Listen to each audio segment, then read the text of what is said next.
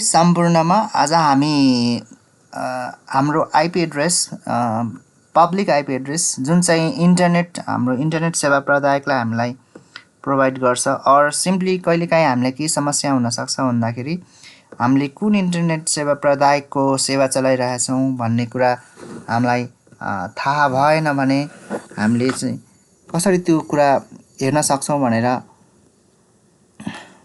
जान्न गइरहेको छौँ। सो त्यसको लागि हजुरले फायरफक्स गुगल क्रोम कुनै एउटा ब्राउजर खोल्नुहोस्, त्यसमा whatismyipaddress.com भनेर टाइप गर्नुहोस्। अन्य पनि वेबसाइट छन्, यो एउटा वेबसाइट हामीले हेरेको है, हामीले मतलब ओके। त्यसमा IPv6 र IPv4 एड्रेस दिएको छ। यो नै हाम्रो लागि पब्लिक आइपी एड्रेस हो र हाम्रो प्रोभाइडर सर्भिस प्रोभाइडर इन्टरनेट सेवा प्रदायक चाहिँ को नाम आइएसपी को नाम wifi Nepal private limited, city यसै गरी काठमाडौँ है सहर चाहिँ अनि र बागमती प्रदेशमा पर्छ। यो नेपालमा कन्ट्री नेपालमा यसरी इन्फर्मेसनहरू देखाउँछ, अन्य जानकारीहरू पनि देखाउँछ, यहाँ लोकेसन पनि यताउता छ है।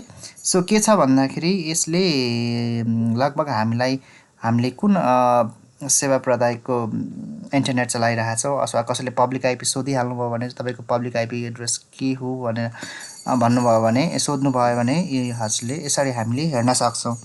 हस्, धन्यवाद।